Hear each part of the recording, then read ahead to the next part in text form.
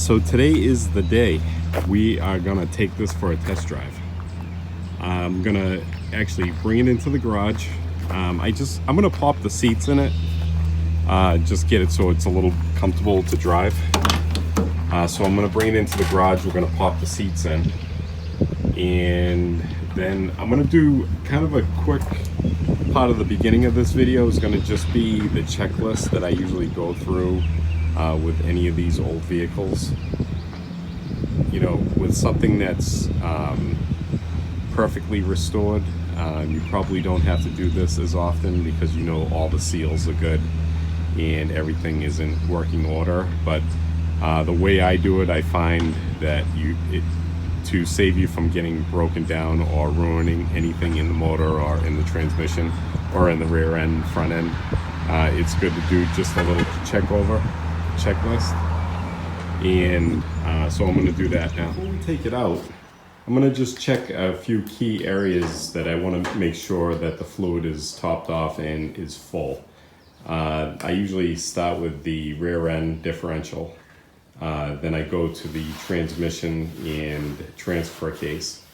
Then I work my way up to the checking the crankcase oil and the antifreeze, and then finally check the front end differential. So I'm going to do that now. The first thing I'm going to do is check this rear differential gear oil. So I'll just undo this plug.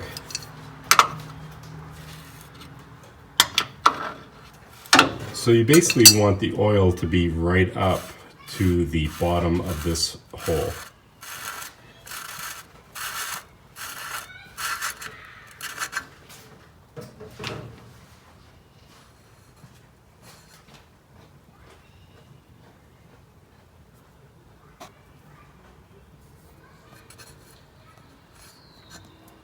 And it is right there. All right, so that's good.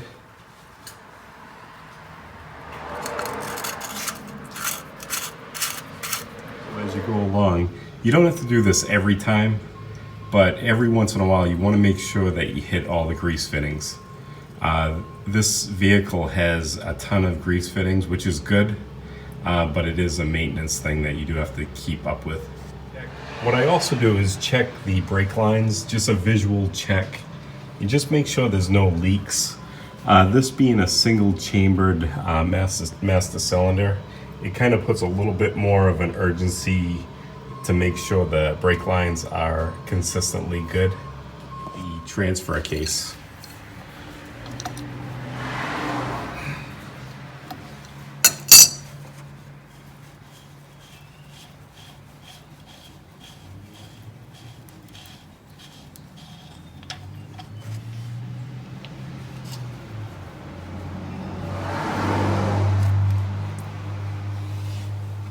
That looks good too. I'll check the crankcase oil.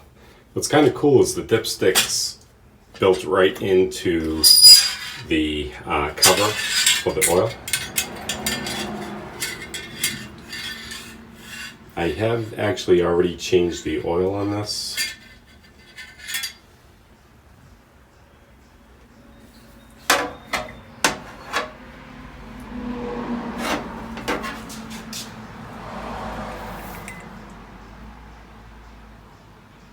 I don't know if you can see that,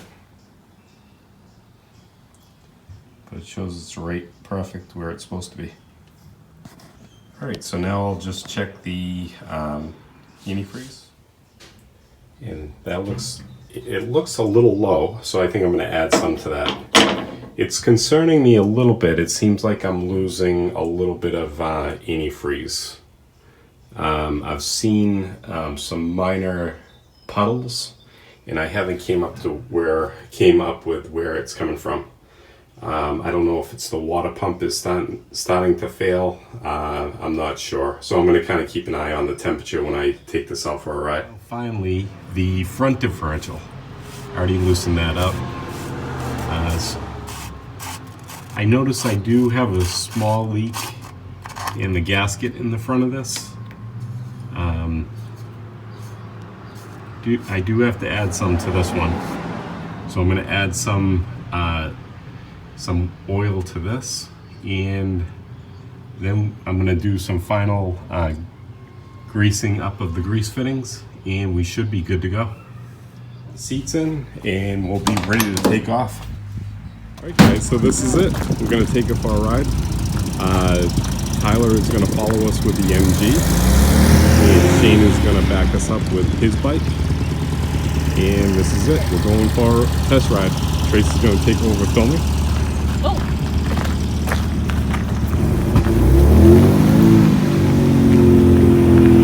Alright guys, wish us luck.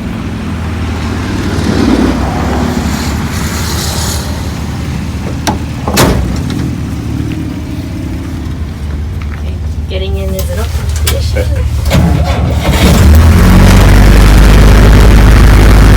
That's a good sign that it's not.